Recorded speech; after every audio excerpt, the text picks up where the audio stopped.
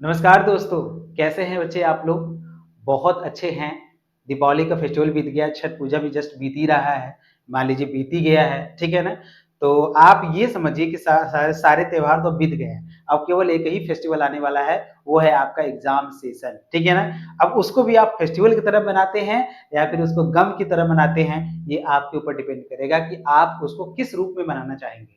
जैसे फेस्टिवल कोई भी आता है खुश तो दीपावली है तो दीपावली भाई आपने मनाया बहुत ही खुशी तरीके से मनाया, आप छठ ने भी बहुत खुशी तरीके से मनाया, ठीक है? तो उसी तरीके से आपके एग्जामिनेशन जब आएगा तो उसमें आपका खुशी होगा या फिर गम होगा, वो अभी की स्टडी ही आपकी डिसाइड करेगी, ठीक है? आप उस समय आपकी प्रिपरेशन जितना बढ़िया होगा, आपकी खुशी उतनी ही बढ़िया जाएगी, क्योंकि एग्जाम बढ़िया होगा तो आपकी खुशी भी होती है उतनी ही बढ़िया तो होती जाएगी। तो कुल मिला जुला के देखा जाए बच्चा, आपके लिए आपकी प्रिपरेशन, आपकी सारी चीजें, ये सब चीजें आपके आसपास हैं, ठीक है? आपके आसपास मतलब सारा प्लेटफॉर्म आपके आसपास है, सारी फिजिक्स है, सारी केमिस्ट्री, सारी मैथमेटिक्स है, बायोलॉजी है, मतलब बायो वाले बच्चे, सबके लिए अगर ऐसी चीजें हैं तो आपकी केवल पढ़ने में ही देरी है। आप बस पढ़ने में अपना समय लगाइए, आप अपनी पढ़ाई को स्ट्रॉन्ग करिए और फिर देखिए कितना बेहतरीन चीजें आपके सामने आने वाला है, ठीक है ना? तो हमारी जो टॉपिक चल रही थी, हमारी यही टॉपिक चल रही थी, continuity of a single variable, ठीक है? हमारी टॉपिक क्या चल रही थी? Continuity of a single variable. और आज जो है इसका सेकंड लेक्चर है, ठीक है ना? आज इसका जो हम लोग जो स्टडी करेंगे वो हम लोग सेकंड का स्टडी करेंगे। तो सेकंड वाला देखिए क्या है यहाँ पे, ठीक है? ठीक है ना? ये आपका है, ठीक है? तो ध्यान से सुनिएगा बेटा, हम लोग अपनी टॉपिक को स्टार्ट करते हैं। कंटिन्यूटी और continuity of a single variable, हमने आपको बताया था कंटिन्यूटी में हम लोग डेफिनेशन यूज करते हैं, एप्सिलॉन डेल्टा का डेफिनेशन यूज करते हैं और एक डेफिनेशन में यूज करते हैं क्या, लिम एलएचएल आरएचएल और एफ ऑफ ए का यूज करते हैं, ठीक है? अगर LHL equal to RHL equal to f of a हो जाता है तो उसको हम बोलते हैं क्या, कि फंक्शन हमारी क्या है, कंटिन्यूअस है, कंटिन्यूटी कंटिन्यूअस है सिंगल वेरिएबल में, ठीक है? और एप्सिलॉन डेल्टा का डेफिनेशन में क्या होता है, हम बोलते हैं for every epsilon greater than 0 there exist delta such that f of x minus f of a modulus of x minus f of a less than epsilon और for f less than epsilon और mod में x minus a less than delta, ठीक है ना? इस definition को अगर तुम बात करोगे ना तो जब आवश्यकता पड़ेगी तो हम इस डेफिनेशन को तुम्हारे सामने बिल्कुल रखेंगे। लेकिन आओ हम क्वेश्चन को सॉल्व करते हैं। जो हमारे क्वेश्चन है कंटिन्यूटी का, so that whether the function, ठीक है ना? ये मैंने कल होमवर्क में क्वेश्चन दिया भी था, ठीक है? आपको चेक करना है, ये एग्जांपल है आपका, ठीक है? आपको चेक करना है कि फंक्शन जो है कंटिन्यूअस है या नहीं है, ये एग्जांपल है। लिख रहा है check whether the function, check whether check whether the function, check check whether check whether check whether the function check whether the function, कौन सी फंक्शन की बात कर रहा है? Check whether the function f of x equal to x minus mod x upon x है, ठीक है ना? Is continuous at x equal to zero, is continuous is continuous at x equal to zero और not, ठीक है ना? एक बात हमेशा ध्यान रखना, जब भी क्वेश्चन को सॉल्व करेंगे तो एक्सपेंशन याद रखना। जैसे e की पावर x का एक्सपेंशन क्या होता है, 1 plus x square upon 2 factorial plus x की पावर 3 अपॉन 3 फैक्टोरियल, ऐसे होता है कि नहीं? मैंने कल लिखवाया भी था, जिन बच्चों को नहीं समझ में आ रहा है मेरे जस्ट पहले वाले लेक्चर को देखेंगे तो वहां पे आपको दिखेगा। फिर सेकंड मैंने आपको बताया था e की पावर माइनस एक्स का जो फॉर्मूला था 1 minus x plus x square upon 2 factorial plus minus x की पावर 3 अपॉन 3 फैक्टोरियल, मतलब अल्टरनेट चलता है। फिर साइन एक्स का जो फॉर्मूला मैंने लिखवाया था x माइनस एक्स की power 3 upon 3 factorial plus x की power 5 upon 5 factorial minus x की पावर 7 अपॉन 7 फैक्टोरियल, ऐसे डॉट डॉट डॉट चलेगा, ठीक है? इसके बाद जो हमने आपको इसके बाद जो मैंने आपको बताया था वो क्या बताया था, इसके बाद मैंने आपको cos x का बताया था 1 minus x square upon 2 factorial plus x की power 4 upon 4 factorial minus x की पावर 6 अपॉन 6 फैक्टोरियल, ऐसे डॉट डॉट डॉट करके मैंने आपको बताया था। इसके बाद हमने क्या बताया था, इसको log 1 प्लस एक्स का मैंने बताया था। log x प्लस 1 का फॉर्मूला होता है, क्या होता है, 1 माइनस मेरे ख्याल से log 1 प्लस एक्स, और log 1 माइनस एक्स का जो फॉर्मूला होता है मुझे ध्यान नहीं आ रहा है एक्चुअली में, 1 से शुरू करता है कि किससे शुरू करता है, 1 प्लस एक्स स्क्वायर अपॉन 2, मतलब वहां पे फैक्टोरियल नहीं होता, ये ध्यान रखना, वहां पे फैक्टोरियल नहीं होता है, ठीक है? उसी तरह log 1 माइनस एक्स का भी होता है, ठीक है? log 1 माइनस एक्स का भी होता है। तो ये सब सारी चीजें जो मैंने तुमको बताने की कोशिश किया, ठीक है? इनका एक्सपेंशन थोड़ा सा ध्यान रखना, जितने भी सारी चीजें का एक्सपेंशन है उन सारे एक्सपेंशन को आप ध्यान रखना और फिर क्वेश्चन को सॉल्व करना, इसके सारे क्वेश्चन आपसे हो जाएंगे। ठीक है, आइए इसको चेक करते हैं। ठीक है, इसको हम लोग चेक करते हैं, इसका सोल्यूशन लेते हैं। ठीक है ना, सोल्यूशन ध्यान से देखिएगा, सोल्यूशन कैसे करेंगे इसका। ठीक है, आप ये करेंगे LHL। LHL जो होता है वो क्या होता है, लिमिट होता है, limit x tendings to zero, zero क्या करेंगे, माइनस करेंगे और f ऑफ x करेंगे। ठीक है, अब यहाँ से करेंगे limit x tendings to zero, f of x बोला गया है, तो चूंकि फंक्शन एक ही फंक्शन है, फंक्शन में तो ये एक ही फंक्शन है, चाहे जीरो माइनस बोले या फिर जीरो प्लस बोले। x tending to zero minus का क्या मतलब है, मतलब ये हुआ कि x का मान जीरो से कम होगा, तो वो हमें तब दिक्कत करता है जब वो ब्रांच में बांटा रहता है। यहाँ तो ब्रांच में बांटा ही नहीं है, तो जब ब्रांच में नहीं बांटा है तो हमें कोई प्रॉब्लम नहीं है, हम हर बार यही फंक्शन लेंगे। तो लिखेंगे x माइनस मॉड में x अपॉन क्या लिखेंगे, x लिखेंगे। फिर अगले स्टेप में क्या करेंगे, जल्दी बताओ क्या लिखेंगे, जीरो माइनस h पुट करेंगे। यहाँ पे जैसे पुट करोगे तो हो जाएगा लिमिट, ये पुट करते हैं। ठीक है, h टेंडिंग टू जीरो, आप ये रखोगे, इसको रखोगे तो h टेंडिंग टू जीरो ही आएगा। और यहाँ से रखेंगे, क्या रखेंगे भैया, आप रखेंगे जीरो माइनस h रखेंगे, मॉडुलस में जीरो माइनस h रखेंगे, जीरो माइनस h रखेंगे बेटा, और अपॉन क्या करेंगे, जीरो माइनस h करेंगे। ठीक है ना, समझ में आया।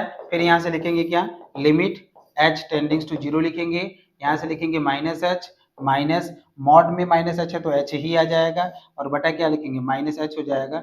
यहाँ से लिखेंगे लिमिट h टेंडिंग्स टू जीरो लिखेंगे, माइनस h क्या होता है, माइनस का 2h होता है, अपॉन माइनस h होगा, ये माइनस से माइनस जाएगा, h से h जाएगा, तो फाइनली कितना मिलेगा, 2 मिल जाएगा। ठीक है, तो इसकी जो लिमिट LHL आई है वो कितना आई है, 2 आई है। ठीक है, RHL भी देखिए क्या आता है, क्या RHL भी 2 आता है। पहली बात ये तुमको समझ में आया, ये प्रोसेस समझ में आया। सारे क्वेश्चन में तुमको बताया ना, कंटिन्यूटी की एवरी क्वेश्चन, बस प्रूफ को छोड़ दिया जाए, प्रूफ एप्सिलॉन डेल्टा के डेफिनेशन पे ही लगता है, लेकिन इसके जितने भी क्वेश्चन है, सारे क्वेश्चन जो होते हैं इसी बेस पे लगते हैं, इसी बेस पे लगते हैं। आपको बस तैयार होने की जरूरत है कि हमें किस स्टेप के बाद क्या स्टेप लेना है, और एवरी क्वेश्चन में यही स्टेप होता है, हमें करना क्या है वही करना है। ठीक है, फिर दूसरा जो होता है वो आपका क्या होता है, वो होता है RHL। तो RHL के लिए क्या करते हैं, RHL के लिए क्या करते हैं बेटा, आप लिखते हैं limit x tendings to zero plus करेंगे, और क्या करेंगे, f ऑफ x करेंगे। इसका मान क्या है, x का मतलब है, x का मान जीरो से ज्यादा, जीरो जीरो प्लस का क्या मतलब होता है, जीरो प्लस का मतलब होता है x का मान जीरो से जीरो से क्या है, ज्यादा है। x का मान जब जीरो से ज्यादा है बेटा, जब x का मान जीरो से ज्यादा है, इसका क्या मतलब हुआ, इसका मतलब ये हुआ कि हम ये फंक्शन का जब यूज करेंगे तो लिखेंगे, फंक्शन तो वही है, ये आपको दिक्कत तब करेगा, मतलब जीरो प्लस या फिर जीरो माइनस का यूज हम, क्योंकि फंक्शन तो एक ही है ना, x minus mod x upon x, तो चाहे जीरो से प्लस हो चाहे जीरो से ज्यादा माइनस हो, क्योंकि वो पूरे वो फंक्शन जो पूरे रियल नंबर पे डिफाइन है, पूरे रियल नंबर पे डिफाइन है, तो हर जगह वो डिफाइन है ना, चाहे जीरो प्लस करिए फिर जीरो माइनस करिए, वो फंक्शन जो होगा वही बातें करेगा। ठीक है ना, तो ध्यान से देखने की जरूरत है, x tending to zero x tending to zero, zero से मतलब zero, limit x tending to zero, function क्या लिखेंगे, x लिखेंगे, मॉड में x लिखेंगे, अपॉन क्या लिखेंगे, अपॉन में x लिखेंगे, क्या लिखेंगे, अपॉन में x लिखेंगे। अब यहाँ से क्या करेंगे, लिमिट मतलब पुट करेंगे, पुट x बराबर जीरो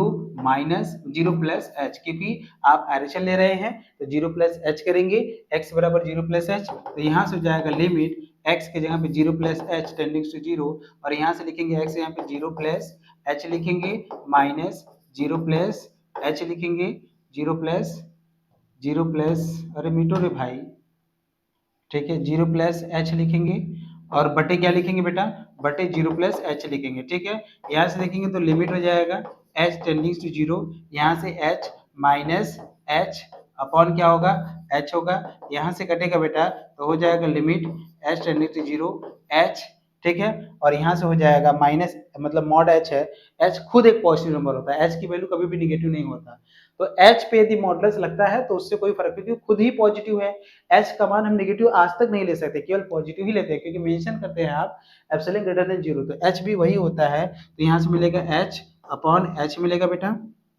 ठीक है ना, हाँ कुछ गलती हो गया, नहीं गलती तो ठीक है, ठीक है ना, तो यहाँ से क्या होगा, जीरो हो जाएगा, तो लिमिट लिखेंगे, limit h tending to zero, और जीरो अपॉन एच, और फाइनली क्या देगा, ऊपर तो जीरो ही है ना, ऊपर तो जीरो है और यहाँ पे एच है, कुछ भी लीजिए वो जीरो ही कर देगा, कुछ भी लेंगे तो जीरो ही करेगा। ठीक है ना, बिल्कुल कुछ भी करेंगे तो वो जीरो ही करेगा। क्लियर है ना यहाँ तक, इसका मतलब LHL कितना आया, जीरो आया, RHL कितना आया, जीरो आया, ठीक है ना। तो फंक्शन जो है वो कंटिन्यूअस कहाँ है, LHL not equal to RHL, इसका मतलब फंक्शन जो है वो कंटिन्यूअस नहीं है एट x इक्वल टू 0।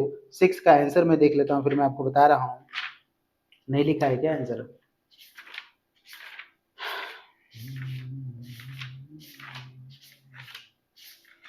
सारे आंसर लास्ट में लिखता है क्या? हाँ बिल्कुल। आंसर कहाँ लिखता है इसका? लो लिखा ही नहीं, हटाओ, लिखा ही नहीं है। क्या बोल रहा है भाई, जबकि आंसर तो देता है इसका। अभी तो ऐसा हुआ नहीं कि आंसर नहीं दिया हो। ठीक है कोई बात नहीं है। तो LHL not equal to RHL यहाँ लिख लेना आप। LHL जो है वो RHL के इक्वल नहीं है, तो हम अगला वाला चेक नहीं करेंगे। जब यही इक्वल नहीं हुआ तो अगला वाला चेक करने की क्या जरूरत है। तो लिखेंगे function is not continuous, function is not continuous at x equal to 0। x equal to 0 पे जो फंक्शन होता है वो आपका कंटिन्यूअस तो नहीं होता है, ठीक है ना। x बराबर 0 पे जो फंक्शन होता है वो कंटिन्यूअस तो नहीं है। तो ये हमको समझ में आ गया कि x बराबर 0 पे फंक्शन जो था वो कंटिन्यूअस तो नहीं होता है। ठीक है आगे बढ़िए भैया, आगे अगला क्वेश्चन, ठीक है ना। अगले क्वेश्चन की तरफ मूव करते हैं। कोई बढ़िया क्वेश्चन आपके सामने लेकर आते हैं जो कि आपके एग्जाम में पूछा हुआ क्वेश्चन है। बिल्कुल, discuss the continuity at x equal to a। देखिए ये भी क्वेश्चन है, गोरखपुर 2010 में आया हुआ है क्वेश्चन है। Discuss the continuity discuss the continuity discuss the continuity at x equal to a। ठीक है, आपको डिस्कस करना है। डिस्कस मतलब हो भी सकता है, नहीं हो सकता है। Of f of x where, मतलब continuity at x equal to a of f of x। Where mention किया है, वेयर जो f ऑफ x होगा वो डिफाइन किया है। कैसे डिफाइन किया है? एक्स स्क्वायर अपॉन a, ठीक है ना। X square upon a minus a और a माइनस a की power 3 upon x square define किया है, ठीक है। ये हम तब लेंगे बेटा जब x का मान 0 से बड़ा होगा लेकिन a से छोटा होगा, या फिर a से इक्वल होगा। ये तब लेंगे जब x का मान a से बड़ा होगा, ठीक है ना। तो ऐसे फंक्शन की कंटिन्यूटी को हमको चेक करने के लिए बोल रहा है कि ये फंक्शन कंटिन्यूअस है या नहीं है। तो ऐसे फंक्शन की कंटिन्यूटी को चेक करने के लिए हमसे बोल रहा है, ठीक है ना। तो फंक्शन आपको दिख रहा है एक्स स्क्वायर बाई ए और ए। तो किस पे चेक करने के लिए बोला? ए पर। तो ए पर हम क्या करेंगे? एलएचएल भी निकालेंगे। ए पर हम क्या करेंगे? आरएचएल भी निकालेंगे। और ए पर ही हम क्या करेंगे? हम उसकी लिमिट को भी निकालेंगे, ठीक है। देखिए सोल्यूशन देखिए इसका, तो हम लिखेंगे एलएचएल, जो एलएचएल होता है वो क्या होता है? लिमिट लिखेंगे, ठीक है। Limit x tendings to a minus, बोलिए क्या लिखेंगे? f ऑफ x लिखेंगे। अब चेक करके बताओ कौन सा फंक्शन लें, जल्दी बताओ, ऊपर वाला कि नीचे वाला लें, जल्दी बताओ। क्योंकि जब हम फंक्शन लिखेंगे तो a माइनस हटा देंगे। और इसका मीनिंग क्या है? x का मान a से कम है, x का मान a से कम है। a माइनस का मतलब क्या है? x का मान a से कम है। x का मान क्या है? a से कम है। x का मान a से कम है। जब x का मान a से कम है तो इसका मतलब ये हुआ कि इसको अगर आप देखेंगे, ये हम तब ले रहे हैं जब x का मान a से बराबर है या फिर a से कम है। और ये तब ले रहे हैं जब, ये वाला तब लेंगे जब x का मान a से ज्यादा होगा। तो बेटा एक बात बताओ, कौन सा दिख रहा है तुमको? वो वाला लेंगे ना, ऊपर वाला, एक्स स्क्वायर अपॉन ए माइनस ए लेंगे। क्लियर है ना? यहाँ पे एक्स स्क्वायर अपॉन ए माइनस ए। यहाँ से क्या करेंगे? हम क्या करेंगे? x मतलब पुट करेंगे, पुट x बराबर हम पुट करेंगे x बराबर a माइनस h। क्या पुट करेंगे? x बराबर a माइनस h। अब यहाँ से लिखेंगे हम लोग LHL इज इक्वल टू, लिखेंगे लिमिट x बराबर a माइनस h हम पुट कर रहे हैं। तो हम क्या करेंगे बच्चा यहाँ से, ठीक है ना। हाँ, x की जगह पे जब हम a माइनस, देखो यहाँ पे a आ गया, तब भी यहाँ पे जब भी देखोगे ना तो h टेंडिंग टू 0 ही आएगा। कुछ भी देखो, तुम कुछ भी रखोगे ना तो यहाँ पे h टेंडिंग टू 0 ही आएगा। कैसे आएगा? एक बार बता दे रहे, सुन लो। आप इस x के यहाँ पे क्या करोगे? a माइनस एच पुट करोगे। आओ पुट करो, इस x की जगह पे तुम a माइनस एच पुट करोगे। a minus h tendings to a minus h tendings to a। और यहाँ से x की जगह पे क्या करोगे? a माइनस एच का होल स्क्वायर अपॉन ए माइनस ए करोगे, ठीक है। अब देखो ये वाला ए से ए कट जाएगा, ए टेंडिंग्स तो मतलब जैसे टेंड है ना, तो टेंड का मतलब तुम इक्वल भी समझ सकते हो, ठीक है ना। इस ए को जब हम इधर लाएंगे तो ए माइनस ए कट जाएगा, यहाँ से माइनस एच बचेगा, minus h tending to zero, minus h tending to zero मतलब एच टेंडिंग टू जीरो। तो फाइनली जो भी आता, मैं तुमसे कल से ही बोल रहा हूँ, यहाँ पे जो भी तुम पुट करोगे, ए माइनस एच पुट करो या फिर ए प्लस एच पुट करो, हमेशा यहाँ पे एच टेंडिंग टू जीरो ही आता है, क्योंकि वो हमेशा कटेगा। जैसे हर बार क्या होता था, जीरो होता था, तो यहाँ पे हम जीरो लिखते थे, यहाँ पे भी जीरो लिखते थे, तो वहां पर कोई दिक्कत ही नहीं होता था।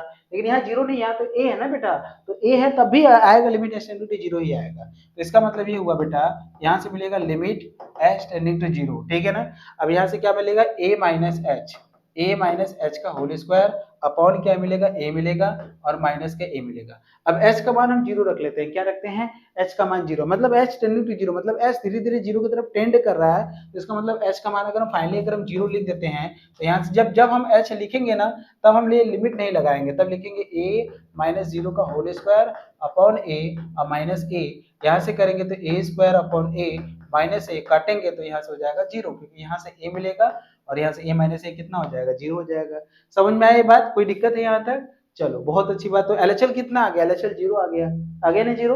अब आरएचएल की बात करते हैं, यहाँ से आरएचएल की बात करेंगे तो फिर वही लिखेंगे, limit x tendings to, limit x tendings to zero, sorry a है तो ए प्लस लिखेंगे और फिर क्या लिखेंगे, एफ ऑफ एक्स लिखेंगे, limit x tendings to a plus लिखेंगे और फिर क्या लिखेंगे, एफ ऑफ एक्स लिखेंगे बेटा। और यहाँ से हम पुट मतलब लिमिट लिखेंगे, लिमिट एक्स टेंडिंग्स टू ए।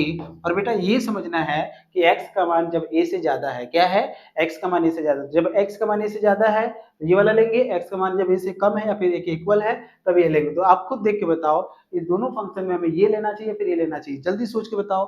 बिल्कुल सही सोचा आपने, हमको नीचे वाला लेना है, ये है a माइनस के पावर 3 अपॉन एक्स स्क्वायर है, ठीक है ना। फिर हम पुट करेंगे, put x tendings to x equal to a minus a plus h. जब हम आरएचएल की बात करते हैं तो ए प्लस एच पुट करते हैं, आरएचएल की बात करते हैं तो ए माइनस एच पुट करते हैं। ये मैं कब से और कल से आपको बता रहा हूँ और मैं आपको तब तक बताऊंगा जब तक कि आपके पूरी डाउट क्लियर नहीं हो जाता, ठीक है। तो यहाँ से जब हम पुट करेंगे बेटा, तो हमारा हो जाएगा लिमिट एक्स के जगह पे ए प्लस एच, यहाँ पे तो ए प्लस एच करो, टेंडिंग्स टू ए करोगे यहाँ पे और ए तो ए ही रहेगा, यहाँ ए के पावर 3 हो जाएगा बटे यहाँ से ए प्लस एच का होल स्क्वायर आ जाएगा, ठीक है।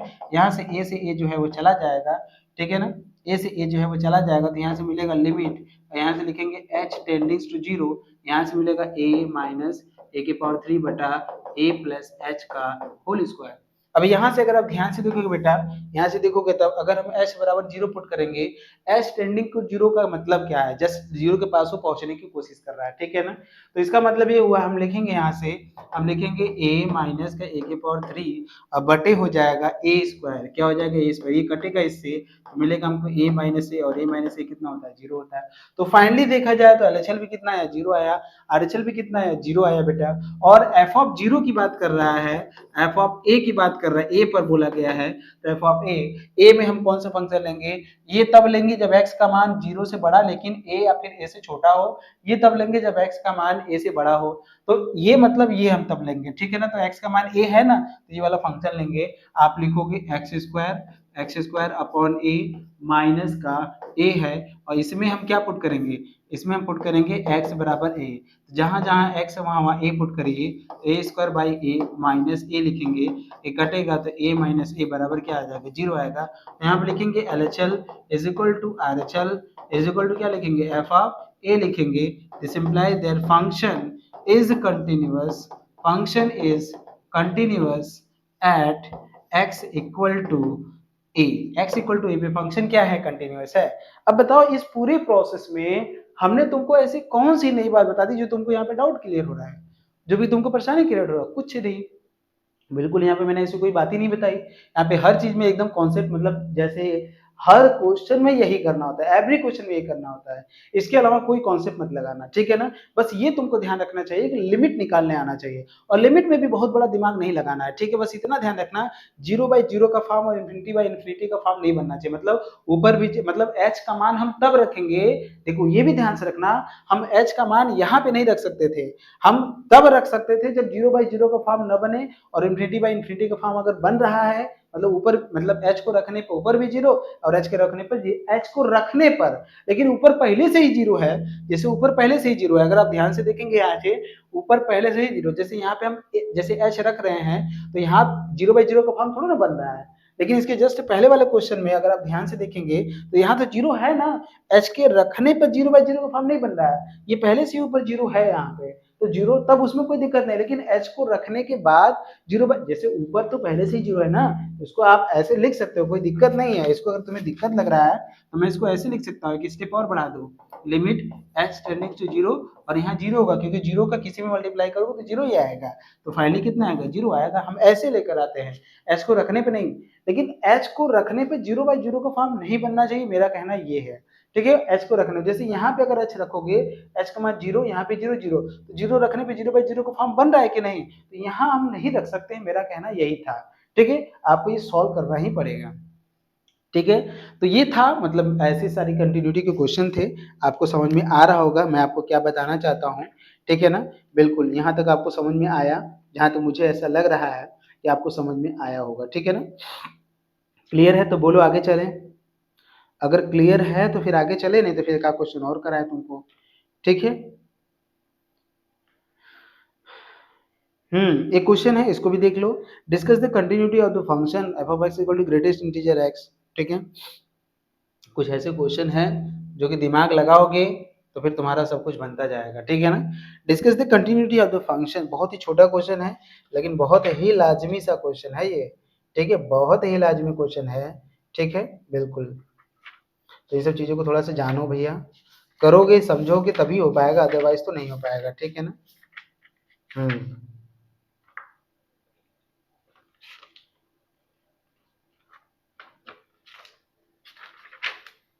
ठीक है, देखो, हाँ ये एग्जाम्पल है, बढ़िया एग्जाम्पल है, अच्छा एग्जाम्पल माना जाएगा यहाँ पे। Discuss the continuity of the function, discuss discuss the discuss the continuity discuss the continuity continuity of the function function कौन है, एफ ऑफ एक्स बराबर ग्रेटेस्ट इंटीजर एक्स। ये क्या है, ग्रेट ब्रैकेट नहीं है, ग्रेटेस्ट इंटीजर एक्स है, at x equal to 1/2, where where आप इसको कह सकते हैं वेयर ये जो x है denotes the greatest integer, denotes the greatest integer, और इस फंक्शन से परिचित तो हैं ही, ग्रेटेस्ट इंटीजर इस फंक्शन से तो परिचित तो हैं ही बेटा आप लोग। ठीक है ना, इस फंक्शन से परिचित तो हैं ही, कैसे करना है, किस तरह करना है, ये आपको सोचना है यहाँ पे, किस ढंग से करना है। ठीक है ना, तो इस वजह पे कुछ नहीं है यहाँ पे। ठीक है, ग्रेटेस्ट इंटीजर फंक्शन के बारे में मैं थोड़ा हिंट दूंगा आपको कि एक्चुअली में हमें ग्रेटेस्ट इंटीजर फंक्शन का क्या मतलब होता है, तो पहले मैं ये समझा दूं आपको। ग्रेटेस्ट इंटीजर, जैसे मान लीजिए मैंने बोला यहाँ पे इंटीजर में ग्रेटेस्ट इंटीजर में 1 है तो इसकी वैल्यू भी 1 होगा, मैंने बोला 1.2 है तब भी कितना होगा, 1 होगा, मैंने बोला 1.5 है तब भी बोलोगे 1 ही होगा। ठीक है, 1.9 भी मैं बोलूंगा तब भी तुम बोलोगे 1 होगा।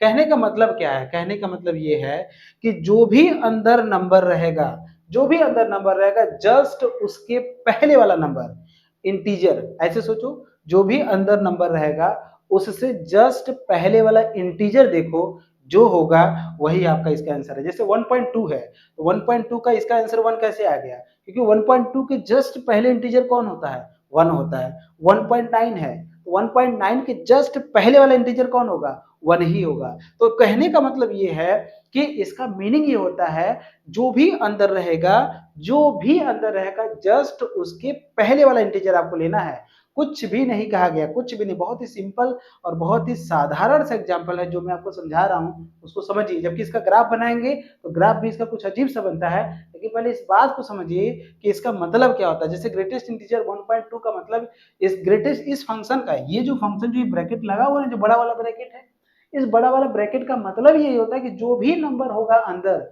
उस नंबर का जस्ट आपको इंटीजर लेना है, उसी नंबर का आपको क्या करना है, उसकी जस्ट पहले वाला इंटीजर लेना है। तो 1.2 के पहले वाला इंटीजर क्या होता है, 1 होता है। 1.9 के पहले वाला इंटीजर क्या होता है, 1 ही होता है। ठीक है ना, अब इसी के अकॉर्डिंग अगर हम बात करेंगे तुमको, चलो ये बताओ, अगर मैंने तुमको डाल दिया -1 डाल दिया, ठीक है, फिर -1.2 डाल दिया, फिर मैंने बोला -1.3 बताओ, ठीक है, तो मैंने बोला -1.9 बताओ, ठीक है ना। तो तुम इन सब का आंसर क्या बताओगे, सोचो। -1 का आंसर तो -1 ही होगा। अगर -1 अंदर है मतलब इंटीजर अगर अंदर है तो उसका आंसर तो इंटीजर ही होगा, क्योंकि उसके जस्ट पहले वाला इंटीजर वो खुद ही इंटीजर है। वो क्या है, -1 तो खुद ही इंटीजर है ना, तो उसका आंसर तो -1 ही आएगा, क्योंकि फाइनली इसका जो आंसर आता है वो इंटीजर ही आता है। लेकिन जस्ट उसके पहले वाला इंटीजर है, तो चूंकि वो खुद ही इंटीजर है तो वही आंसर आ जाएगा, ठीक है ना। या तो वो रहेगा या तो उससे जस्ट पहले वाला इंटीजर होगा, ठीक है ना। उसके जस्ट पहले वाला इंटीजर, ठीक है ना। बिल्कुल, उससे उससे जो होगा जस्ट पहले वाला इंटीजर होगा, ठीक है ना। Denote the greatest digit less or equal to x होगा यहाँ पर, ठीक है। अब यहाँ से देखो -1.2 है, तो -1.2 के जस्ट पहले वाला इंटीजर अगर तुम इसको रियल लाइन पे ड्रॉ करते हो, ये मान लो 0 है और ये 1 है और ये 2 है, -1 -2 है, तो ये -1.2 कहाँ होगा, -1.2 समथिंग यहाँ होगा, समथिंग यहाँ होगा ना, -1.2 -1.2 और -1 से और कम होगा ना। तो इससे जस्ट पहले वाला इंटीजर बताओ क्या होगा, इससे जस्ट पहले वाला इंटीजर -2 दिख रहा है कि नहीं तुमको, तो इसका आंसर -2 होगा। समझ में आया।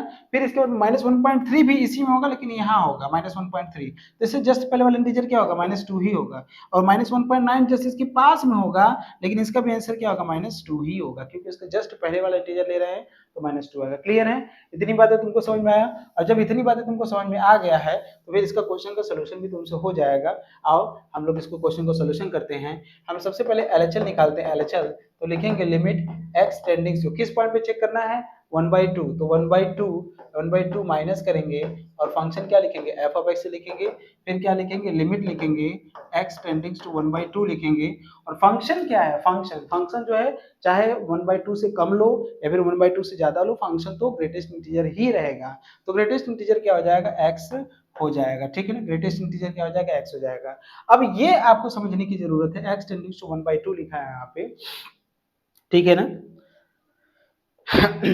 समझ में आ रहा है कि सब ऊपर से जा रहा है, आ रहा है ना समझ में। बिल्कुल देखो समझ में आना चाहिए, बिल्कुल। अगर समझ नहीं पा रहे हो तो वो तुम्हारे लिए बहुत ज्यादा प्रॉब्लम हो जाएगा, ठीक है। तो इसलिए समझना बहुत जरूरी है। तो एक्सटेंडिंग टू 1/2 आ गया। अब यहाँ से क्या करो बेटा, 1/2 अब आप पुट करो x tending to 1/2 minus h put करो, तो यहाँ से हो जाएगा लिमिट। जब इसको रखोगे यहाँ पे तो यहाँ तो h टेंडिंग टू 0 हो जाएगा, डायरेक्ट लिख देना यहाँ पे, लिख दे कि नहीं, h टेंडिंग टू 0 हो जाएगा ना। अब तो क्लियर है। और यहाँ से लिखेंगे 1/2 माइनस एच लिखेंगे ना अंदर 1/2 माइनस एच। अब एक बात खुद सोचो बेटा, h का मान इतना छोटा होता है कि 1/2 से अगर हम घटाएंगे ना तो 1/2 से जस्ट छोटा ही आएगा, 1/2 से जस्ट छोटा है ना, 1/2 से जस्ट छोटा मतलब 1/2। जैसे मान लीजिए अगर लाइन हम बना रहे हैं यहाँ पे, जैसे मान लीजिए मैंने यहाँ पे एक लाइन बनाया और यहाँ पे हमारा क्या है 0, यहाँ पे हमारा 1 है, तो 1/2 कहीं यहाँ पे होगा, 1/2 यहाँ पे होगा, ये आपका मान लीजिए -1 है, ठीक है। तो 1/2 यहाँ पे 1/2 में से समथिंग हम कुछ घटा रहे हैं तो जस्ट इसी के पास यहाँ आएगा। जब भाई h को घटा रहे हो ना, h क्या है, h एक बहुत ही छोटा नंबर होता है, बहुत ही छोटा नंबर होता है, इतना छोटा नंबर होता है जिसकी आप कल्पना नहीं कर सकते, ठीक है ना। इतना छोटा नंबर होता है, उसको किसी भी नंबर से घटाएंगे ना तो जस्ट उसे थोड़ा सा बस पीछे आएगा, थोड़ा सा पीछे, इतना पीछे नहीं आ जाएगा जीरो को डाक जाएगा, नहीं डाकेगा, ठीक है ना। तो 1/2 से में से कुछ घटा रहे हो तो 1/2 से जस्ट इतना पास में आएगा, तो इसका जो आंसर आएगा इस नंबर से जस्ट पहले वाला इंटीजर लीजिए, तो जस्ट पहले वाला इंटीजर क्या है, 0 है, तो इसका फाइनल जो आंसर आएगा वो कितना आएगा, इसका फाइनल आंसर कितना आएगा, 0 आएगा। समझ में आया 0 कैसे आया, बोलो 0 कैसे आया, समझ में आया, बोलो भैया। एक बार फिर से समझो, एक बार फिर से समझो। मैंने तुमको क्या बताया, जैसे 1/2 है तो 1/2 में से कुछ घटा है ना, तो 1/2 में से कुछ घटा है तो 1/2 से कम ही ना होगा, लेकिन कितना कम होगा, 1/2 में से आधा में से क्या एक घटा रहे हो, h का मान क्या एक होता है, h का मान तो कभी भी एक नहीं होता, h का मान बहुत कम होता है, जस्ट जीरो के जस्ट पास वाला नंबर लेते हैं। जैसे 0.1 ले लो तो 1/2 में से अगर 0.1 घटाओगे तब भी तुम्हारा 0.4 ही आएगा, मतलब 1/2 को तो 0.5 बोलते हैं ना, 0.5 में से 0.1 घटाओ तो 0.4 आएगा कि नहीं, 0.4 भी तो इसी के जस्ट पास में है। और इससे जस्ट पहले वाला इंटीजर लेना है, क्योंकि ग्रेटेस्ट इंटीजर बोला है, तो इसका मतलब इससे जस्ट पहले वाला इंटीजर क्या है, 0 है, तो इसका आंसर क्या आएगा, 0 आएगा। इस फंक्शन की ये बिहेवियर होता है, ये 0 आया है। अगर इस फंक्शन को समझे होगे तो इसका आंसर तुमको आया होगा, फिर भी नहीं समझ में आया है तो ट्राई करते रहना, समझ में आ जाएगा। ये एलएचएल की वैल्यू कितना आ गया, 0 आ गया। अब इसी तरह से हम आरएचएल निकालेंगे, तो आरएचएल बराबर कितना होगा, आरएचएल लिखेंगे limit x tending to 1/2 plus लिखेंगे और यहाँ से क्या लिखेंगे, एफ ऑफ एक्स लिखेंगे, फिर लिखेंगे लिमिट एक्स टेंडिंग्स टू 1/2 लिखेंगे। फंक्शन क्या है, फंक्शन तो ग्रेटेस्ट इंटीजर फंक्शन ही है, यहाँ से लिखेंगे एक्स लिखेंगे। और बेटा यहाँ से अगर आप ध्यान से देखोगे तो यहाँ से लिखेंगे हम लोग, लिखेंगे लिमिट, क्या लिखेंगे, लिमिट पुट करेंगे, यहाँ से पुट पुट करेंगे बेटा, पुट x बराबर 1/2 प्लस एच, 1/2 प्लस एच, तो यहाँ से हो जाएगा लिमिट हो जाएगा h टेंडिंग्स टू 0, ग्रेटेस्ट इंटीजर में 1/2 प्लस h हो जाएगा ना बेटा। अब इस 1/2 में कुछ जोड़ा गया तो कुछ जोड़ेगा तब भी यहाँ पे आएगा, मान लो 1/2 ये है, इसमें कुछ जोड़ेगा तो यहाँ, तब भी इसके पहले वाला इंटीजर क्या होगा, इंटीजर तो 0 ही होगा, तो इसका भी आंसर कितना आएगा, 0 ही आएगा। अरे भाई तुमको समझ में आ रहा है कि नहीं, बुद्धि और दिमाग में अगर कुछ घुस रहा है तो बहुत अच्छी बात है, नहीं भी घुस रहा है तो ट्राई करो, ठीक है। तो यहाँ से देखोगे और 1/2 पे, और यहाँ से क्या करोगे, एफ ऑफ एक्स की वैल्यू हमको निकालना है, किस पे, ग्रेटेस्ट इंटीजर एक्स लेना है, और इसको एक्स बराबर 1/2 पे हमको चेक करना है। तो यहाँ से लिखेंगे एफ ऑफ 1/2 लिखेंगे, और यहाँ से लिखेंगे ग्रेटेस्ट इंटीजर 1/2, तो 1/2 का आंसर भी 0 आएगा, ठीक है ना, क्योंकि 1/2 से पहले वाला इंटीजर क्या होता है, 0 होता है। तो यहाँ से लिखेंगे LHL, यहाँ से लिखेंगे LHL is equal to RHL is equal to f of 0, this implies that sorry f of 1/2, f of 1/2 लिखेंगे, f of 1/2, और इसको हम लिखेंगे क्या कि function is continuous, this implies that function is continuous at x equal to 0, x equal to 1/2, x equal to 1/2 में function क्या है, कंटिन्यूअस है। क्लियर है यहाँ तक, बोलो यहाँ तक क्लियर है ना। तो फंक्शन जो है वो कंटिन्यूअस है, x इक्वल टू 1/2 पे, क्लियर है, देख लो। तो इस टाइप का भी फंक्शन आपके सामने आएगा, तो उसके लिए बिल्कुल तैयार रहिए, बिल्कुल तैयार रहिए, कहीं भी कोई दिक्कत नहीं होना चाहिए, ठीक है ना, एकदम तैयार रहिए, ठीक है। समझ में आया यहाँ तक, चलो बहुत अच्छी बात है, अगर समझ में आ रहा है तो आइए आगे की तरफ प्रोसीड करते हैं। अगला हमारा क्या है, ठीक है, अगले अगले की तरफ प्रोसीड करते हैं। नोट करके लिख लो, ये सब थ्योरम कभी आया नहीं है, ठीक है, बिल्कुल ये सब नोट करके लिख लो।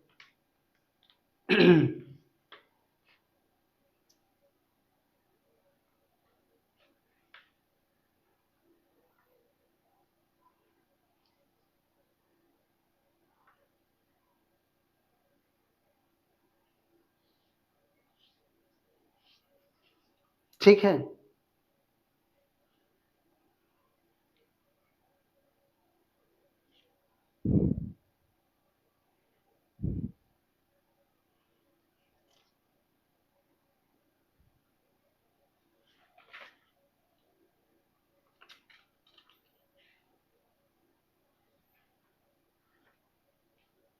चलो यूनिफॉर्म कंटिन्यूटी हमारे सामने देखो आता है, ठीक है ना। यूनिफॉर्म कंटिन्यूटी, अब हमारी जो अगली टॉपिक होगी, हमारी टॉपिक होगी यूनिफॉर्म कंटिन्यूटी, या फिर इसमें एक क्वेश्चन और करा के इसको खत्म करके फिर अगले वाले टॉपिक पे चला जाए, तो नहीं नहीं पढ़ा दिया जा सकता है, इसमें भी तो और पढ़ाया जा सकता है। यूनिफॉर्म कंटिन्यूटी की डिफिनेशन देखो यहाँ से, ठीक है। यूनिफॉर्म कंटिन्यूटी क्या होता है, ये भी एक अच्छी टॉपिक है, बहुत अच्छी टॉपिक मानी जाती है, लेकिन उसकी पहले एक नोट करके तुम लिख लेना तो बहुत अच्छा रहेगा, नोट करके ही लिख लो, क्योंकि बाउंडेडनेस थ्योरम होता है, एक थ्योरम होता है बाउंडेडनेस थ्योरम, नोट करके लिख लेना। इसको हम प्रूफ नहीं करा रहे हैं, इसका प्रूफ आया नहीं है ऐसे, और आता भी नहीं है, ठीक है। बाउंडेडनेस बाउंडेडनेस बाउंडेडनेस थ्योरम है ये, ठीक है ना। बाउंडेडनेस थ्योरम जो होता है वो क्या होता है एक्चुअली में, वो समझो कि थ्योरम थ्योरम होता क्या है, और इसको मान लीजिए अगर ये आता भी है तो 2 नंबर के क्वेश्चन में आएगा, what is the boundedness theorem, ठीक है, प्रूफ नहीं आया हुआ है, स्टेटमेंट आता रहता है, तो स्टेटमेंट पे तैयार रखना अपना, ठीक है। 2 नंबर के क्वेश्चन भी हमारे लिए बहुत मायने रखते हैं। और ये आगे every continuous function defined, every continuous, ठीक है, every continuous every continuous function, every continuous function defined on closed interval, defined on closed interval a comma b is boundedness, ये क्या है, is bounded on R, ठीक है, is bounded on every continuous function defined on a closed interval a comma b, ठीक है। ये bounded होता है, अगर कोई फंक्शन कंटिन्यूअस है इस क्लोज इंटरवल में, तो ये बाउंडेड होता है आर में, ठीक है। मतलब अगर फंक्शन किसी क्लोज इंटरवल फंक्शन में अगर फंक्शन हमारा क्या है, कंटिन्यूअस है, मतलब आप ये कह सकते हैं कि every continuous function is bounded, लेकिन वो फंक्शन किसी क्लोज इंटरवल फंक्शन में ही डिफाइन होना चाहिए, ठीक है। अगर वो उसमें क्या है कंटिन्यूअस है, defined on every continuous function defined on a comma b, इसका क्या मतलब है कि इस पूरे इंटरवल में फंक्शन क्या है कंटिन्यूअस है, ए पे भी कंटिन्यूअस है, बी पे भी कंटिन्यूअस है, और इसके बीच में जितने भी पॉइंट है उन सभी पॉइंट पे फंक्शन अगर कंटिन्यूअस हो रहा है तो हम बोलते हैं फंक्शन क्या है कंटिन्यूअस है, तो अपने आप को बाउंडेड हो जाता है, मतलब अपने आप ही वो हो जाता है, अपने आप ही हो जाता है, समझ रहे हैं कि नहीं। कुछ चीजें अपने आप ही नाम मिल जाते हैं, जैसे घर में रिलेशन जैसे बनता है, घर में रिलेशन है, ठीक है, समझ रहे हैं कि नहीं। जैसे अगर कोई मान लीजिए बेटा, अपने पिता का एक बेटा है, तो उसकी मान लीजिए एक सिस्टर, मतलब एक मतलब पिता के दो बच्चे हैं, एक है बेटा एक है बेटी, तो आप पिता के अकॉर्डिंग देखोगे तो उसके दो बच्चे हैं, लेकिन वो जो बच्चे हैं आपस में भाई बहन भी तो हो जा रहे हैं, समझ में आ रहा है कि नहीं। तो उसी तरीके से फंक्शन अगर कंटिन्यूअस हो जाता है तो अपने आप ही वो बाउंडेड हो जाता है, उस स्टेटमेंट का मतलब यही होता है, ठीक है। इस स्टेटमेंट का मतलब ही यही होता है कि फंक्शन अगर कंटिन्यूअस है तो फंक्शन क्या हो जाएगा बाउंडेड हो जाएगा, ठीक है ना। फंक्शन अगर कंटिन्यूअस है ना बेटा, तो फंक्शन क्या हो जाएगा बाउंडेड हो जाएगा, ये समझने की बहुत ही ज्यादा आपको जरूरत है यहाँ पे, ठीक है ना। अब आते हैं हमारी जो अगली टॉपिक होती है वो हमारी होती है यूनिफॉर्म कंटिन्यूटी। क्या होती है यूनिफॉर्म कंटिन्यूटी, तो हमारी अगली डिफिनेशन जो कि बहुत इंपॉर्टेंट डिफिनेशन है, यहाँ से क्वेश्चन नेट तक के क्वेश्चन आते हैं, तो हम लोग जो टॉपिक पढ़ने जा रहे हैं हम लोग पढ़ने जा रहे हैं यूनिफॉर्म कंटिन्यूटी, ठीक है ना। यूनिफॉर्म कंटिन्यूटी बहुत ही सिंपल डिफिनेशन है इसका, और काम भी इसका बहुत ही सिंपल होता है। A function f of x is said to be uniform continuous, इसका डिफिनेशन देखिए, a function f of x is said to be is said to be is said to be UC uniform is said to be continuous uniform continuous is said to be uniform continuous, ठीक है, in an interval कौन से interval की बात कर रहा है, in an interval a comma b, यहाँ से बड़ी बात है a कामा b, इस open interval a comma b होगा if corresponding to an arbitrary chosen positive number epsilon। देखो if पहले लिख लेते हैं फिर समझाते हैं तुमको, if corresponding to an, if corresponding इसका डिफिनेशन भी इंपॉर्टेंट होता है, ठीक है ना। if corresponding to an to if corresponding to an arbitrary arbitrarily arbitrarily arbitrarily arbitrarily chosen positive number chosen positive number chosen positive chosen positive number epsilon, ठीक है, epsilon, there exists delta greater than zero, there is delta greater than zero such that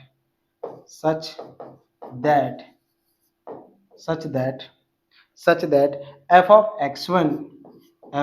x1 minus f of x2 modulus में less than epsilon होना चाहिए, ठीक है। क्या होना चाहिए लेस देन एप्सिलॉन होना चाहिए, where x1 x2 are any two points in a comma b, where x1 comma x2 are any two points a comma b, ठीक है, a comma b such that mod में x1 minus x2 less than delta होना चाहिए, ठीक है ना। Such that mod में x1 minus x2 less than delta, कहने का मतलब ये है ना बेटा, कहने का मतलब ये आप समझने की कोशिश करो, क्वेश्चन में आपको किस तरह से समझाने की कोशिश कर रहा है, आप ऐसे सोचो, ठीक है ना। अगर फंक्शन जो है कंटिन्यूअस हो गया पूरे ओपन इंटरवल में, ओपन इंटरवल की बात कर रहा है, ठीक है ना। अगर फंक्शन कंटिन्यूअस हो जाता है पूरे ओपन इंटरवल में, पूरे इंटरवल के हर एक पॉइंट पे अगर फंक्शन कंटिन्यूअस हो जाता है तो उसको हम लोग बोलते हैं कि फंक्शन जो है यूनिफॉर्म कंटिन्यूअस है। यूनिफॉर्म कंटिन्यूअस कुछ नहीं होता, इस लैंग्वेज को छोड़ो, मेरी लैंग्वेज को सुनो जो मैं तुमको बता रहा हूँ। मैं बता रहा हूँ अगर पूरे इंटरवल के हर एक पॉइंट पे अगर फंक्शन कंटिन्यूअस हो जाता है तो फंक्शन क्या होगा यूनिफॉर्म कंटिन्यूअस हो जाएगा। तो फिर आपको क्वेश्चन आएगा, चलिए एक बात बताइए, अगर कोई भी इंटरवल ले रहा है तो इंटरवल के हर एक पॉइंट पे कंटिन्यूअस चेक करना ये तो बहुत बड़ी बात है, क्यों, और बहुत बड़ी बात मतलब ये बहुत ही लेंदी काम हो जाएगा, क्यों हो जाएगा, क्योंकि इंटरवल में एक पॉइंट तो होता नहीं, इंटरवल के इनफिनिटली मेनी पॉइंट होता है, तो किस पॉइंट पे क्या हमें सारे पॉइंट पे चेक करना पड़ेगा, तब तो एक क्वेश्चन उठाएंगे पूरा ग्रेजुएशन पूरा 6 साल 10 साल 20 साल बीत जाएगा और हर एक पॉइंट पे हम चेक करते जाएंगे, लेकिन चेक करते मतलब भाई बहुत सारे पॉइंट है ना, कितने पॉइंट है वहां पे, बहुत ही सारे पॉइंट है, ठीक है ना। समझ रहे हैं? बहुत ही सारे पॉइंट है, ठीक है, समझ रहे हैं? क्लियर है यहाँ तक? कोई डाउट है यहाँ तक? मतलब मेरा कहना आप समझो, मैं आपको समझाने की क्या कोशिश कर रहा हूँ, मैं आपको ये समझाने की कोशिश कर रहा हूँ बेटा, ठीक है, मैं आपको ये समझाने की कोशिश कर रहा हूँ कि आप इसको समझिए, आपको क्या जानने की जरूरत है यहाँ पे कि यूनिफॉर्म कंटिन्यूटी का मतलब ये होता है, कंटिन्यूटी तो आप समझ गए, कंटिन्यूटी किसी पॉइंट पे होता है, लेकिन यूनिफॉर्म कंटिन्यूटी पूरे इंटरवल पे होता है। क्यों होता है? क्योंकि आपको मीनिंग ये समझ में आना चाहिए कि कंटिन्यूटी किसी पॉइंट पे होता है, अगर कंटिन्यूअस पूरे इंटरवल पे फंक्शन हो जा रहा है तो उस फंक्शन को हम बोलते हैं वो फंक्शन यूनिफॉर्म कंटिन्यूअस है। लेकिन क्वेश्चन ये उठता है कि क्या हम हर एक पॉइंट वाइज हम पॉइंट पॉइंट टू चेक करेंगे? तो गलत बात है ना, पॉइंट पॉइंट हम कैसे चेक कर पाएंगे? भाई इंटरवल में तो इन्फिनिटली मेनी पॉइंट है, क्या सारे पॉइंट पे चेक करेंगे? नहीं, एक पॉइंट पे चेक करने के लिए पूरा बोर्ड भर जाता है, तो इन्फिनिटली मेनी पॉइंट पे चेक करने के लिए कितना पेज आपको चाहिए? तो ये तो गलत बात है, तब तो इसका मतलब ये गलत बात है। लेकिन डिफिनेशन यही बोलता है, डिफिनेशन यही बोल रहा है कि कोई भी फंक्शन डिफाइन है इस इंटरवल में और बोल रहा है कि एफ करस्पॉन्डिंग, ठीक है। हम अब ये डिफिनेशन जो दिया गया है किसके अकॉर्डिंग दिया गया है? एप्सिलॉन और डेल्टा के अकॉर्डिंग दिया गया। किसके अकॉर्डिंग दिया गया? एप्सिलॉन और डेल्टा। तो ये बोलता है फॉर मतलब गिवन एप्सिलॉन ग्रेटर देन 0, ठीक है, गिवन एप्सिलॉन ग्रेटर देन 0, ठीक है, given epsilon greater than 0 there exist two numbers x1, x2 in a, b, कोई भी इंटरवल जो ले उसमें से x1 x2 ले रहे हैं सच दैट मॉड में x1 f of x1 minus में f of x2 less than delta less than epsilon, और ये तब होगा जब x1 minus x2 less than delta होगा, ये आप कह सकते हैं, ठीक है। इसको मैं बहुत ही आसानी से और बहुत ही अच्छी तरीके से मैं आपको समझाना चाहता हूँ। जैसे मान लीजिए ये क्या है, ठीक है, ये जैसे एक फिगर लेके चलते हैं आपके सामने, ठीक है, और एक फिगर हम यहाँ से लेके चलते हैं आपके सामने, ठीक है ना, बिल्कुल इसमें से आप इनको ये वाला साइन दे सकते हैं आप, ठीक है ना, ये वाला आप इनको साइन दे दीजिए, और ये भाई ठीक है, ये वाला साइन दीजिए, इनका मतलब ये बहुत ज़्यादा वो नहीं है, समझ रहे हैं, ये वाला साइन दे रहे हैं इनके। मैंने ये कहा बेटा कि हाँ ये अपने हैंड से, ठीक है ना, इतना बड़ा नहीं बनाना है, छोटा सा ही बनाइए भैया, ठीक है, और हाँ ये है, ठीक है, ये अपने दोनों क्या है, एक रोप अपने रस्सी लिए हैं, दोनों रस्सी लिए हैं, क्या लिए हैं? रस्सी लिए हैं, और ये जो है छुटिया है, ठीक है, ये भी है भैया, ये भी है, ठीक है, और ये भी क्या है, ये भी है, ठीक है ना, बिल्कुल ठीक है ना। यहाँ ये कहना चाहता है ये भी अपने आप में रस्सी लिए हैं, ये भी अपने आप हाथ में रस्सी लिए है, ठीक है। इसका ये कहना है कि ये जो है मान लीजिए एफ ऑफ x1 है और ये क्या है एफ ऑफ x2 है, ये क्या है x1 है और ये है x2, ये जो रस्सी है इनके बीच की जो रस्सी है इनको हम एप्सिलॉन बोलते हैं, इनके बीच की रस्सी को हम क्या बोलते हैं? डेल्टा बोलते हैं, ठीक है। तो इसका मतलब ये हुआ कि जब जब रस्सी को हम कम करेंगे, मतलब x1 और x2 के बीच का जो डिफरेंस होगा वो धीरे धीरे कम होने का मतलब क्या हुआ, जैसे जैसे मान लीजिए इतना दूरी पे है, इनका डिफरेंस लेंगे तो डेल्टा आएगा क्योंकि उनके बीच की रस्सी है, समझ रहे हो। मतलब ये डेल्टा को अगर हम कम करते जाएंगे, मतलब हम क्या कर रहे हैं, x1 माइनस x2 जो है, x1 माइनस x2 जो है ये डेल्टा से छोटा होता जा रहा है, मतलब धीरे धीरे वो क्या हो रहा है, x1 माइनस x2 आपस में पास पास में आ रहे हैं। ये जब जब ये धीरे धीरे रस्सी को हम कम करते जा रहे हैं तो धीरे धीरे पास पास में आ रहे हैं, उसी तरीके से जैसे जैसे ये पास पास में आ रहे हैं वैसे वैसे ये भी आपस में पास पास में आ रहे हैं। एप्सिलॉन मतलब भाई एप्सिलॉन भले ही ग्रेटर देन 0 है, लेकिन हम ये कहते हैं ना कि F of x1 minus F of x2 जो है ना, ये जो है बेटा, ये जो है ये लेस देन एप्सिलॉन है, और एप्सिलॉन का मान जो होता है वो ग्रेटर देन 0 होता है, ये तुमको पता है ग्रेटर देन 0, लेकिन ये खुद धीरे इनका जो डिफरेंस है ना वो धीरे धीरे कम होता जाता है, मतलब ये दोनों आपस में पास पास में आने लग रहे हैं। तो पास पास में आने लग रहे हैं, ये कब होगा? जब इस रस्सी को हम धीरे धीरे कम करेंगे, लेकिन ये डिपेंड करते हैं, इस पर डिपेंड करता है जब ये पास पास पास में आने लगते हैं, ठीक है ना। मेरा कहना ये है, देखो डिफिनीशन का मीनिंग समझने के लिए हम बहुत सारे तरीके लगाते हैं। एप्सिलॉन और डेल्टा का डिफिनीशन वास्तव में मैथमेटिक्स में कहीं भी अगर एप्सिलॉन डेल्टा का डिफिनीशन आता है तो वो टफ ही माना जाता है, क्योंकि समझ में नहीं आता है ना, लिमिट में भी आता है, कंटिन्यूटी में भी आता है, डिफरेंशियबिलिटी में आता है, तो हर जगह तो ये आता ही है, बट इसको समझना जरूरी होता है, क्योंकि थ्योरम जब हम प्रूफ करने की कोशिश करेंगे तो उस तरह हमें इन्हीं चीजों का हेल्प लेते हैं, ठीक है ना। तो खैर कोई बात नहीं है, ये अगर आप समझ में आया तो समझ में आया होगा, और यदि नहीं भी समझ में आया तो मैंने आपको क्या बताया कि पूरे इंटरवल के हर एक पॉइंट पे अगर फंक्शन कंटिन्यूअस हो जा रहा है तो फंक्शन यूनिफॉर्मली कंटिन्यूअस हो जाएगा उस पूरे इंटरवल पे। इसीलिए बोलते हैं कंटिन्यूटी जो होता है वो पॉइंट वाइज होता है, कंटिन्यूटी को हम पॉइंट टू पॉइंट चेक करते हैं, लेकिन यूनिफॉर्म कंटिन्यूटी वो पॉइंट वाइज नहीं होता है। क्यों? क्योंकि यूनिफॉर्म एक पॉइंट पे फंक्शन अगर कंटिन्यूअस है तो हम ये कभी नहीं बोलेंगे कि फंक्शन यूनिफॉर्मली कंटिन्यूअस उस पॉइंट पे, क्योंकि कभी भी यूनिफॉर्मली कंटिन्यूअस किसी पॉइंट पे नहीं होता है, किसी पॉइंट पे फंक्शन यूनिफॉर्मली कंटिन्यूअस नहीं होता है, बिल्कुल वो इंटरवल पे ही होता है, लेकिन कंटिन्यूअस क्या होता है, वो एक पॉइंट पे भी होता है।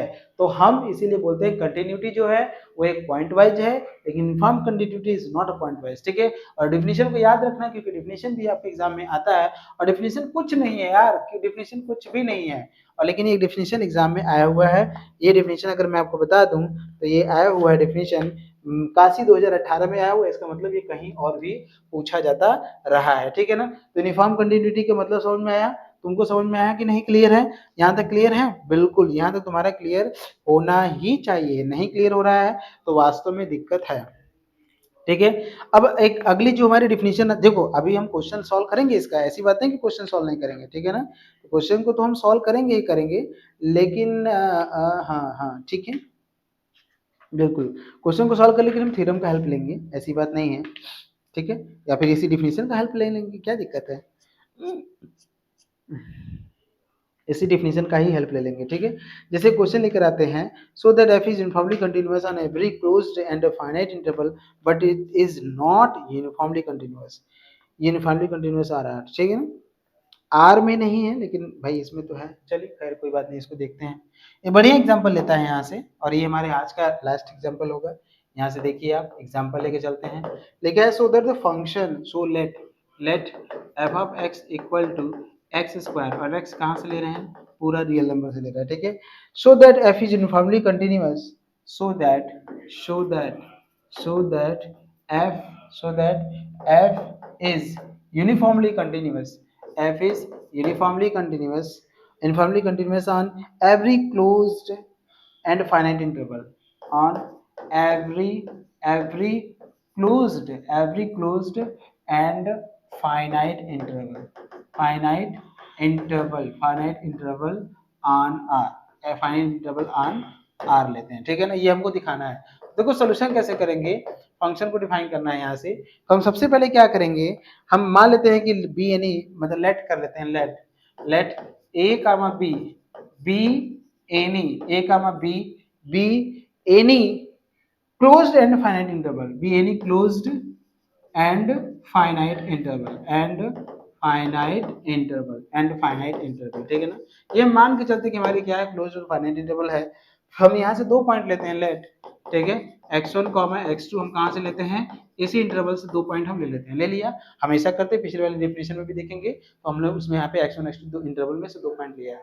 तो f ऑफ x1 क्या होगा बेटा, f ऑफ x1 अगर बात करते हैं तो होगा क्या, x1 square, f of x2 क्या होगा बच्चा, वो क्या होगा, x2 स्क्वायर, कहाँ से आया, क्योंकि f ऑफ x बराबर क्या x स्क्वायर है, यहाँ x1 करेंगे तो x1 स्क्वायर होगा, यहाँ x2 करेंगे तो x2 स्क्वायर हो जाएगा। तो कहने का मतलब ये हमको समझ में आ गया, ठीक है।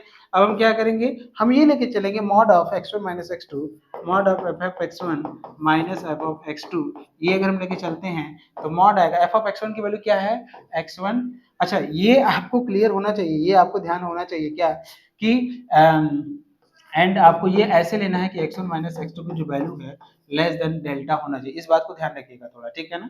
यहाँ से लिख सकते हैं x1 स्क्वायर माइनस का x2 स्क्वायर लिख सकते हैं, इसको हम ब्रैकेट में लिख सकते हैं x1 माइनस x2 एक ब्रैकेट में, और दूसरे ब्रैकेट में लिख सकते हैं x1 प्लस x2 दूसरे ब्रैकेट में लिख सकते हैं। यहाँ से हम लिख सकते हैं x1 प्लस x2 को अंदर ही रखेंगे, इसको इसके जगह पे हम लिख सकते हैं, इसको हम ऐसे लिख सकते हैं x1 माइनस x2 ऐसे लिख सकते हैं, और यहाँ से हम लिख सकते हैं x1 प्लस x2 लिख सकते हैं, अलग अलग कर सकते हैं, मॉडुलस होता है वो अलग अलग हो सकता है, ठीक है ना। ऐसा मैंने क्यों किया, क्योंकि आपको पता है मॉड में xy जो होता है मॉड में x होता है और मॉड में y होता है, ठीक है ना, ये होता है यहाँ पे, ठीक है, इतनी बात समझ में आया आपको। मॉड में x1 माइनस x2 के जगह पे हम देखिए क्या लिखेंगे, डेल्टा लिखेंगे, यहाँ से लिखेंगे बेटा, अच्छा इसको हम ऐसे लिख सकते हैं, अगर हम x1 प्लस इसकी मैक्सिमम वैल्यू क्या होगी, सोचो थोड़ा, x1 प्लस x2 की मैक्सिमम वैल्यू क्या होगी यहाँ से, ठीक है, x1 प्लस x2 की जो मैक्सिमम वैल्यू होगी वो क्या हो सकती है, ठीक है ना, बिल्कुल उसकी मैक्सिमम जो वैल्यू होगा वो आपका आएगा, ठीक है। हाँ आप ऐसे इसको लिख सकते हैं, अगर आप ध्यान से देखें तो मैं इसको ऐसे लिख सकता हूँ बेटा, इसको मैं ऐसे, जैसे हमको ये पता है सिंस, आप इसको ये कर सकते हैं, एफ ऑफ जो लिखा है ना आपने, F of x1 minus F of x2 है ना बेटा, इसको आप ऐसे लिख सकते हैं, लेस आर इक्वल टू लिख सकते हैं। कैसे? आप लिखेंगे x1 माइनस x2 और मॉड में x1 प्लस मॉड में x2। ऐसा मैं क्यों लिख रहा हूँ वो मैं आपको समझा रहा हूँ, मैं कैसे लिख रहा हूँ इसको। ऐसा मैं ऐसे लिख रहा हूँ क्योंकि हमको पता है मॉड में x प्लस वाई जो होता है वो लेस आर इक्वल टू होता है मॉड में x प्लस मॉड में y, ये लेस आर इक्वल टू होता है। तो यहाँ से देखो क्या था, यहाँ से था मॉड में x1 प्लस x2, तो इसको हम लिख सकते हैं ना less or equal to mod में x1 प्लस मॉड में x2 लिख सकते हो। तो मैंने यही लेस आर इक्वल टू यहाँ पे लगा दिया। अब आपको ये देखना है, लेट कर लेंगे, ठीक है, लेट ये कर लेंगे कि k जो है बेटा, k जो है वो मैक्सिमम है, k मान लेते हैं मैक्सिमम ले रहे हैं, मैक्सिमम, ठीक है, मैक्सिमम ले रहे हैं मॉड में x1 में और मॉड में x2 में, k ले रहे हैं, तो जो मैक्सिमम होगा, तो इसका मतलब ये जो मैक्सिमम होगा उसको लेंगे। तो इसका मतलब ये हुआ कि आप ये कह सकते हैं कि जो k होगा ग्रेटर देन 0 होगा। क्यों होगा? क्योंकि खुद ये मॉडुलस है, मॉड है, इनमें मैक्सिमम जो भी आएगा वो एक पॉजिटिव नंबर आएगा और k का मान तो हमेशा पॉजिटिव नंबर आएगा। तो इसको भी मान लो कि ये k है, इसको भी मान लो कि k है, तो ये क्या हो जाएगा 2k हो जाएगा। तो आप लिखोगे यहाँ से लेसर इक्वल टू मॉड में x1 माइनस x2 और यहाँ से लिखोगे 2k लिखोगे बेटा, और इसकी वैल्यू तो डेल्टा होता है, यहाँ से आपको पता ही है इसकी वैल्यू डेल्टा होता है। तो यहाँ से लिखेंगे डेल्टा और यहाँ से लिखेंगे 2k, तो ये लिखेंगे 2k डेल्टा। और आपको पता है since f of x1 minus F of x2 का जो मान होता है वो लेस देन एप्सिलॉन होता है। क्या होता है? लेस देन एप्सिलॉन होता है ना बच्चा, लेस देन एप्सिलॉन, एप्सिलॉन होता है। तो ये एप्सिलॉन हो रही है, तो हम लिखेंगे एप्सिलॉन बराबर 2 डेल्टा k, ठीक है। तो डेल्टा की जो वैल्यू हो जाएगी एप्सिलॉन अपॉन 2k हो जाएगा। जो डेल्टा की जो वैल्यू होगा वो होगा एप्सिलॉन अपॉन 2k हो जाएगा, और ये खुद लेस देन 0 होता है, ठीक है, ग्रेटर देन 0 होता है, ठीक है, ग्रेटर देन 0 होगा, ठीक है। तो डेल्टा की वैल्यू क्या मिल गया? ग्रेटर देन 0 मिल गया कि नहीं, ठीक है, हमको डेल्टा मिलेगा, हमको लिखा देयर एग्जिस्ट डेल्टा। तो आप हर एप्सिलॉन के लिए डेल्टा पा सकते हैं, हर एप्सिलॉन के लिए आपको डेल्टा मिल जाएगा। क्या मिलेगा? एप्सिलॉन अपॉन 2 के, हर एप्सिलॉन के लिए आपको डेल्टा मिल जाएगा। दिस इंप्लाइज दैट हम ये कह सकते हैं कि फॉर एवरी मतलब for every epsilon greater than 0, for every epsilon greater than 0 there exist delta, for every epsilon greater than 0 there exist delta, there exist delta greater than 0 such that there exist delta बराबर क्या लिखेंगे? There exist delta बराबर epsilon upon 2k, और ये क्या है? Greater than 0 है। Such that क्या लिखेंगे? मॉड में f of x1 minus mod में f of x2 is less than epsilon हो जाएगा। इसका मतलब फंक्शन क्या है? इसका मतलब ये है बेटा, दिस इंप्लाइज दैट, आप दिस इंप्लाइज दैट बोल सकते हैं, क्या बोल सकते हैं, क्या बोल सकते हैं भैया? This implies that function is uniformly continuous. बिल्कुल, आपको यही दिखाना था, मतलब डेल्टा की वैल्यू पाइए, आप बस डेल्टा की वैल्यू पाइए किसी तरीके से। अगर आप डेल्टा की वैल्यू पाए हैं और वो डिपेंडेंट होना चाहिए एप्सिलॉन पे, एप्सिलॉन पे क्या होना चाहिए? डिपेंड होना चाहिए, एप्सिलॉन पे डिपेंड होना चाहिए, एप्सिलॉन डेल्टा की वैल्यू एप्सिलॉन पे डिपेंड होना चाहिए, ठीक है। तब इसका मतलब है एप्सिलॉन डेल्टा, मतलब हमेशा यही करते हैं, डेल्टा की वैल्यू निकालते हैं एप्सिलॉन में डेल्टा, क्योंकि हर एप्सिलॉन के लिए मैंने पहले ही बोला कि डेफिनेशन थोड़ा टफ हो जाएगा, और जबकि कुछ नहीं है, थोड़ा सा भी प्रोसीड करोगे तो हो जाएगा, ठीक है ना। तो आज की जो चीजें हैं वो आपको समझ में आया होगा, ठीक है। आज लास्ट में हम आपको एक थोड़ी सी इन्फॉर्मेशन, ठीक है, ये सब समझ में आया। अभी और भी यूनिफॉर्म कंटिन्यूटी के क्वेश्चन करेंगे, पहली बात आप घबराइए नहीं, ठीक है, और भी क्वेश्चन हम करेंगे, ठीक है। तो आज एक छोटी सी इन्फॉर्मेशन है बच्चा, हम आपको हमेशा कहते हैं आप अपने आसपास अपने कलीग अपने फ्रेंडों को एक डीएनएस प्लेटफॉर्म के, अपने इस डीएनएस प्लेटफॉर्म चैनल के बारे में बताइए। अगर आपको ठीक लगता है, अच्छा लगता है, तो आपको सब कुछ समझ में आ रहा है, तो आप ये चीज तो करिए, ये चीज अपने फ्रेंडों के साथ बताइए। आप भी अपने क्लास में फर्स्ट आइए और उनको भी फर्स्ट डिवीजन लाने दीजिए, ठीक है। तो इसमें सिर्फ आपका सहयोग हो सकता है, जो बच्चे, क्योंकि नए बच्चे नहीं जानते हैं इसके बारे में, ठीक है ना, और नहीं जानते मतलब परसेंटेज गिर जाएगा, तो बच्चा करियर की बात है, कम से कम वहां तक उनकी बातों को पहुंचाइए, उनको बताइए कि डीएनएस प्लेटफॉर्म एक ऑनलाइन प्लेटफॉर्म रन करता है, ठीक है, क्योंकि आपका साथ और आपका सहयोग ही हम लोग को आगे प्रोसीड कर सकता है, ठीक है। तो इस चीज को समझिए, और सब कुछ जानते हैं, बस आप मुझे कुछ बताने की जरूरत है नहीं, बस एक नंबर है, जो भी आपको डाउट होगा, जो भी जिसको आप बताएंगे उसको बोल दीजिएगा कि जो भी उसको डाउट होगा इस नंबर पे कॉल करके अपनी सारी जानकारी ले सकता है, और उनको बताइए कि डीएनएस प्लेटफॉर्म क्या है क्या नहीं है। ज्वाइन करना नहीं करना वो उनके हाथ में, लेकिन आप उनको बताइए, आपको अच्छा लगता है तो उनको बताइए कि वो भी इनसे जुड़ के अपनी चीजों को, अपने प्रॉब्लम को सॉल्व करें। ठीक है ना बच्चे? तो रहने देते हैं आज के लिए, फिर अगली क्लास में मुलाकात होगी आपसे नए क्वेश्चन के साथ। यूनिफॉर्म कंटिन्यूटी ही अभी चलेगा, और भी क्वेश्चन आपको कराएंगे क्योंकि ये एग्जाम में आता है। बहुत ही सिंपल क्वेश्चन आएगा, लेकिन आएगा। कैसे करना है, किस तरह करना है, कुछ थ्योरम होगा, उस थ्योरम की हेल्प से भी हम क्वेश्चन को कर सकते हैं। ठीक है बेटा? ठीक है बच्चे।